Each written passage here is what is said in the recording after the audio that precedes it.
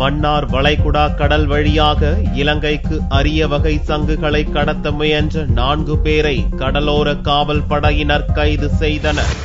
இந்திய கடலோர காவல் படையினர் மன்னார் வளைகுடா கடல் பிராந்தியத்தில் சனிக்கிழமை அன்று காலை ரோந்து பணியில் ஈடுபட்டிருந்த போது குருசடை தீவுக்கு பின்புறம் மர்மமான முறையில் நின்று கொண்டிருந்த நாட்டு படகை மடக்கி பிடித்தனர். படகை சோதனையிட்ட போது அதில் அரிய வகை குதிரை முள்ளி சங்குகள் இருந்தது கண்டுபிடிக்கப்பட்டது. இதைத் தொடர்ந்து படகிலிருந்த 54 சங்குகளை பறிமுதல் செய்த கடலோர காவல் படையினர் சங்குகளை கடத்த முயன்ற 4 பேரையும் கைது செய்து மண்டபம் வனத்துறை அதிகாரிகளிடம் ஒப்படைத்தனர். மன்னார் வளைகுடா கடல் பிராந்தியத்தில் 3500க்கும் மேற்பட்ட அரிய வகை கடல்வாழ் உயிரினங்கள் உள்ளதாகவும் அவற்றை பாதுகாப்பதில் மீனவர்களுக்கும் பொறுப்பு உள்ளது என்றும் இந்திய கடலோர காவல்படை கமாண்டர் மோரே கூறினார்.